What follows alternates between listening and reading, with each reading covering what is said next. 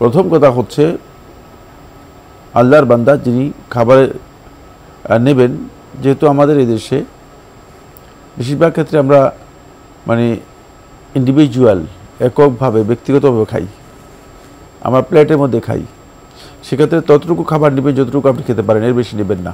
মানে অতিরিক্ত সারা, মানে অতিরিক্ত একবারে খাওয়ার জন্য লোভ করা, মানে একটা থেকে 10টা জিনিস বেশি নেওয়া, এটা সুন্নাহ পরিপন্থী কাজ।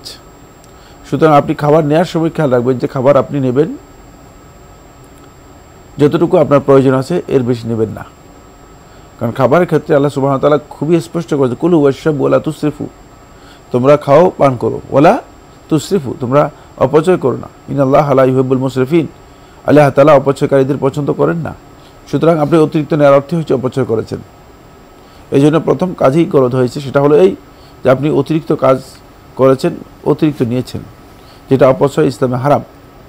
সেকেন্ড যে পয়েন্টটি সেটা হলো এই, যদি খাবার আপনি বেশি নিয়ে পেলেন অথবা খেতে পারছেন না, খাবার আছে কিছু রয়ে গেছে, চেষ্টা করবেন সেটা কমপ্লিট করার জন্য। কিন্তু খাবার সুন্নাহ যেটা, সেটা হচ্ছে এই খাবার সুন্নাহ এই নয় যে একেবারে ভুঁড়ি পূরণ করে পরিপূর্ণ খাবেন, এটা সুন্নাহ নয়। বরং খাবারের সুন্নাহ হচ্ছে যে খাবেন আপনি সর্বোচ্চ 1/3 খাবেন। 1/3 বাদে দিলাম, যদি আপনি খান অন্তপক্ষে এতটুকু আপনার শ্বাস প্রশ্বাসের জন্য জায়গা রাখা দরকার।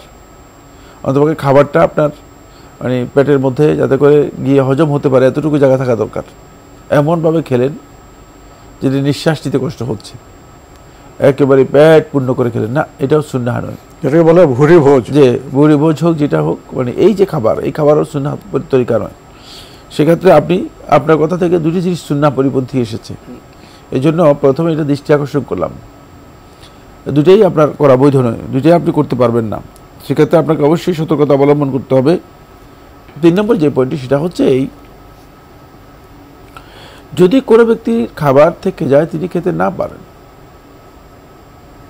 তাহলে তিনি সুন্নাহ আমল না করার কারণে গুনাহগার হবেন না, তবে অবশ্যই তার কাছে সুন্নাহ সম্মত হয়নি।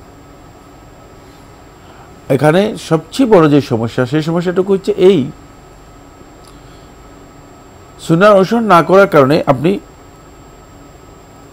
সুন্নাহ পালন করতে পারেন না এই খাবারের ক্ষেত্রে, এতে গুনাহগার হবেন না, এতে বড় ক্ষতি হবে না।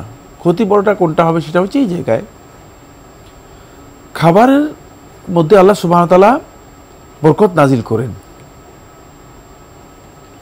খাবারের জায়গাটুকু বরকতের একটি জায়গা আছে।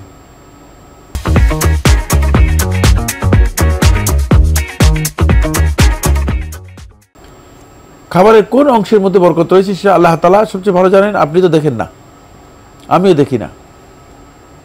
এই জন্য রাসূলুল্লাহ সাল্লাল্লাহু আলাইহি ওয়াসাল্লাম বলছেন যে তোমরা জানো না যে ফি আইয়ি তুআমিকুম, যে তোমাদের কোন খাবারের মধ্যে মানে বারাকা রয়েছে, তো বারাকা।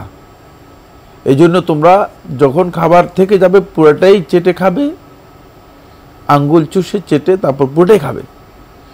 হতে পারে যে খাবারের বরকতটুকু তোমার রয়ে গিয়েছে, যে যতটুকু খাবার তুমি খাওনি, ফলে খাবারের বরকত যদি আপনার থেকে যায় তাহলে আপনি বড় ধরনের বরকত থেকে মাহরুম হয়ে গেলেন।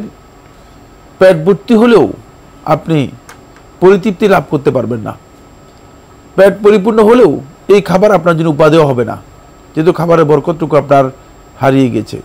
এই জন্য যারা এই সুন্নাহ সম্পর্কে জ্ঞান রাখেন তারা অবশ্যই খাবারটা পরিপূর্ণরূপে খাবেন, তাহলে তিনি খাবারে যে বরকত রয়েছে সেই বরকতটুকু লাভ করতে পারবেন।